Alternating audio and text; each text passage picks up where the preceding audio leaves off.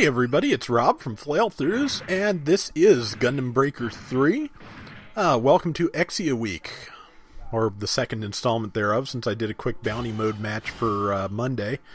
This is, of course, a standard stage, but I've got Avocado Zala, aka Blazer, on with me, and yeah, it's I'm doing the voiceover after the fact because I was in party chat with him while we were recording, and none of that came through on the actual audio that the Elgato Game Capture recorded. So, well, that's just part and parcel. But thank you to Zala for keeping me company while we did this last night. We had a lot of fun. Sat around and talked with MS Bop, who you probably remember if you've watched my Gundam Battle Operation videos. And yeah, it was and Guangstar, showed up to chat for a while too. So it's a fun evening, and hopefully I've gotten some fun footage for you guys. Let's see. Mega Rider, I want it. And that's a Blue Destiny 1 that just got off of it and died. And I think I was a little bit hesitant about... No, I wasn't that hesitant about getting the Mega Rider, but you're going to see me using it very cautiously because if you hit your allies with it, you can knock them over, knock them around, and I think in some cases knock them apart. So I'm trying very hard not to hit friendlies, but to just, roll over gun tanks like that. And, of course, here I just wanted what was in that box, so... And easy 8 arms. And I hit the wrong button when I tried to get back on. Or rather, there's a lot of contextual button presses in this, and you have to hold square. If you just tap square, you'll lunge forward and attack. So, thank you to everybody who has been sending me tips about the game and reminding me about things, because someone reminded me that a lot of weapon sets have different effects whether you press or hold the circle button for item, type weapons. And, once I was reminded of that, I managed to get quite a lot done and get quite a few, interesting and useful things going with some of these weapons. And you'll see these week after next when I... start using my monstrosity again. I'm going to try and do more Exia-related content for the weekends if all goes well. I'm thinking about recording at least one bounty mode match a week with the Exia, with the best Exia I can make at the time, to show it off for the Angel of Death. And we'll see how that goes, but I'm going to make sure there's plenty of Exia since that's what Death wanted to see. And if he has any other requests, by all means let me know. And let's see. A thing I found out, because I did do some test runs before I started recording this in the first place, is the player mobile suits you end up fighting are apparently chosen at random. I got totally different sets each time I played a specific stage. So that's pretty great, actually. For one thing, that the network connection means that you can, you get all kinds of unique enemy mobile suits to fight. You can get parts probably earlier than you could playing Breaker 2 because of that. And yes, as Zala and I were discussing Friday night, pardon me, it hadn't occurred to me before, but Gundam Breaker 3 uses the same rarity levels as Borderlands 2. White is common, green is rare, or uncommon, blue is rare, purple is the next rarity, which, whatever name it used to be, I don't remember. And above that is orange or yellow, which is, one of the highest ones. I don't remember if it's the highest one in Breaker, if that's still true, or if there's anything higher. There's a pearlescent rarity in Borderlands that was added basically by accident when, in the first game, weapons of the highest quality were so high quality they were rolling over the rarity counter and showing up as white again, so... Gotta go back and play more of that. That's a really... The Borderlands series is a lot of fun. I'm not really thrilled with the pre-sequel, both on conceptual and gameplay levels. That game is not designed for platforming, and having all those, like, instant death platforms, even though death doesn't mean a lot in Borderlands, having all those places where you can fall out of the map and die in pre-sequel is really, really annoying. Beyond which, I kind of object to the attempt to humanize Handsome Jack, because it goes very much against his backstory as shown in Borderlands 2. In 2, there are audio logs you get, echo recordings that go back a long time of him being not a very good person and trying to pretend that at one point he was a virtuous person trying to save the planet. It's not great. I mean, none of your characters in either Borderlands are particularly, like, heroic, but none of them really, strapped their children into a computer to gain money and power either. That's kind of a thing. But yeah, we are fighting Palace Athenas now, which pretty good. Yeah, there's red somewhere in the Gundam Breaker version of the rarity scale, isn't there? Oh well. So I was wrong about the whole thing, and that was a pointless aside. Such is life. And that was not sure what that was, but I need to go through the plastic merge and see what the special modules I've gotten are. I'm pretty sure they grant special abilities. Blue Palace Athena legs, and a bunch of green rarity parts, including some Easy 8 arms, and an Easy 8 body in standard rarity. Yeah, I think there is a red rarity in Breaker 3, so it's not an exact copy. I just forgot because I am way too early in the game to be seeing red rarity.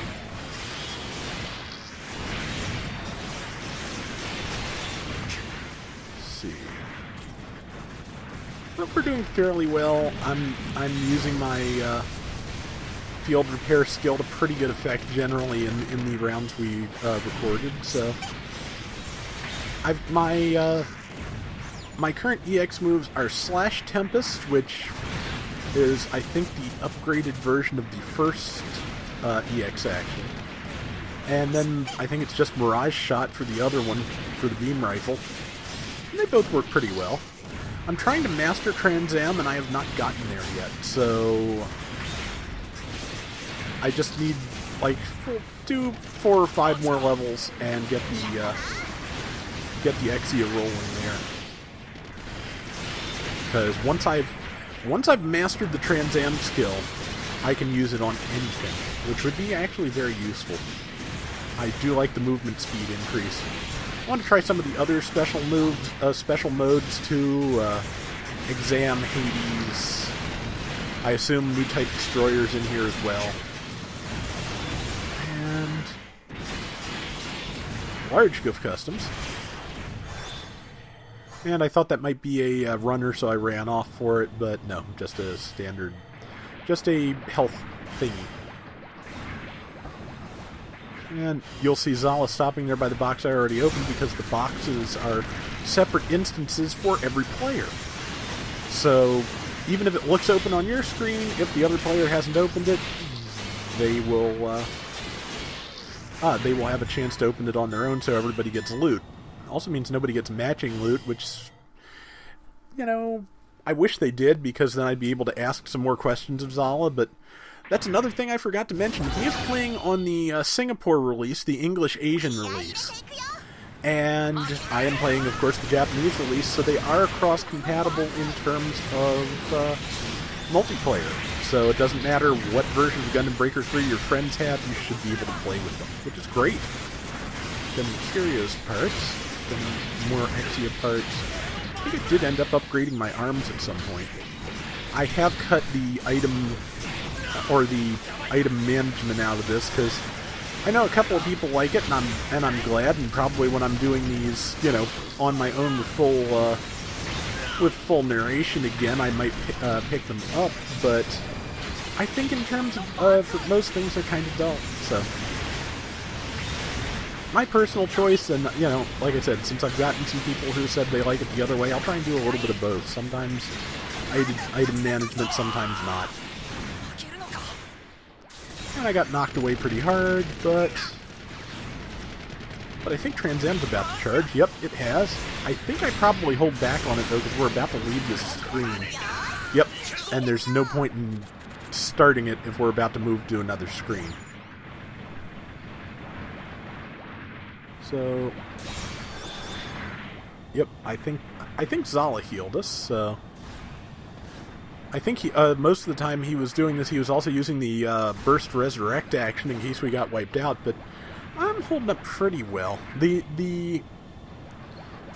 Exia I'm using here is mostly level 6 and 7 parts at this point, with a level 4 chest, which I think either this stage or next I replace. And we're just kind of running around in circles because we're talking about things and we're not sure if everybody's ready to move on or not, but we're about to know, so I'm pretty sure we're about to move on. Again, sorry you can't hear the conversation, but again, just because of the way that PSN works for this, it didn't work, so...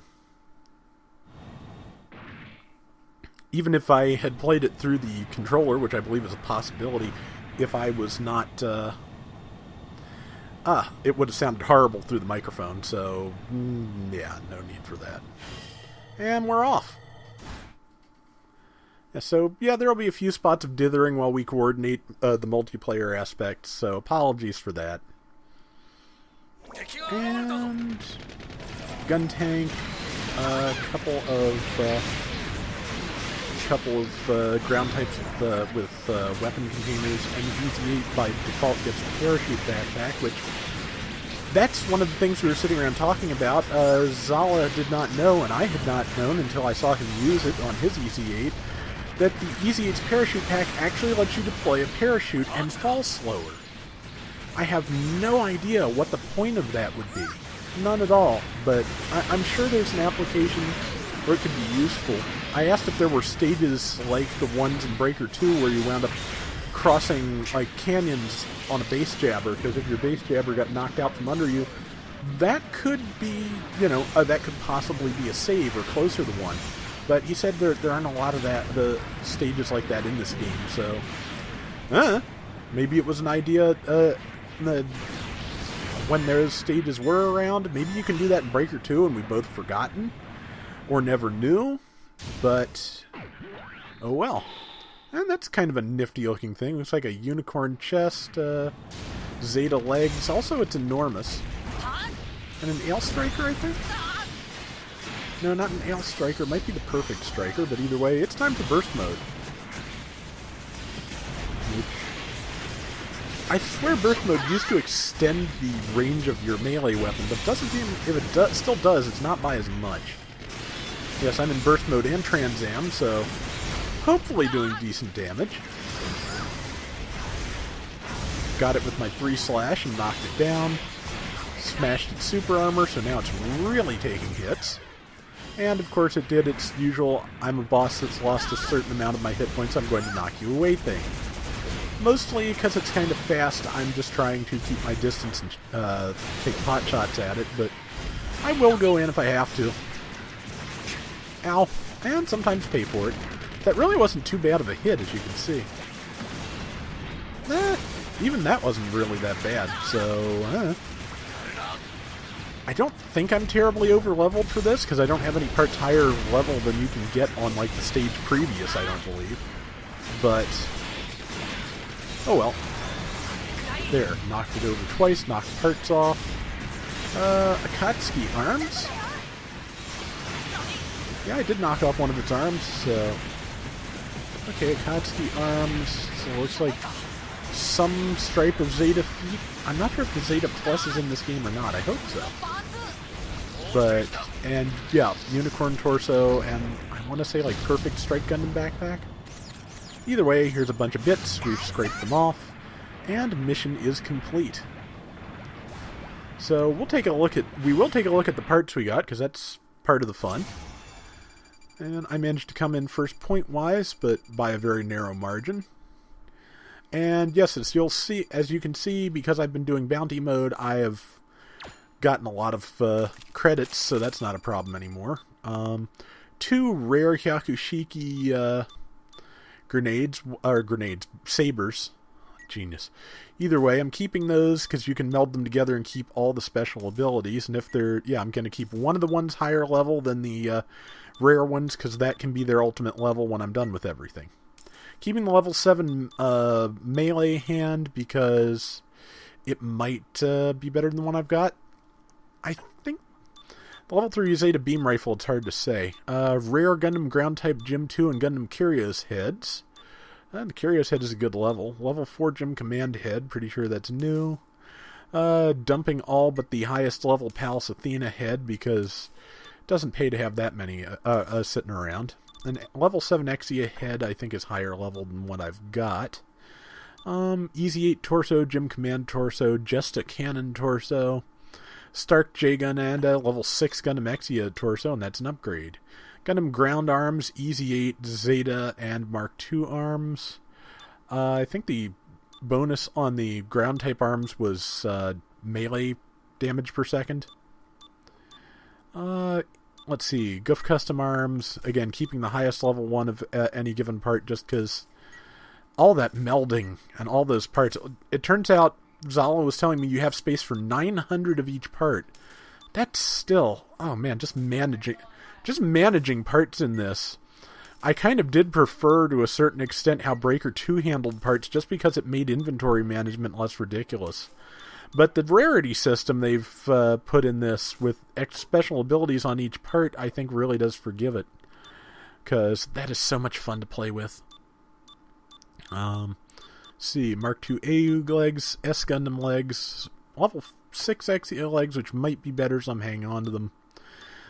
Easy 8 sold one of the. I guess that Gym Custom backpack wasn't rare because I sold it, or it had an ability I didn't care about, which there are a couple so far. Of course, I can't tell exactly what they are. Gun Tank legs, GPO-1 legs, Pallas Athena legs, Victory, Launcher Strike. Oh, we're on to backpacks. Genius, Rob. Yeah, shields, we're keeping the 2 rare Pallas Athena shields and ditching the rest. And I've got a level 7 Jinx shield I'll hang on to. And I got the new bits, and this commentary has run a little bit long, so we'll see you tomorrow.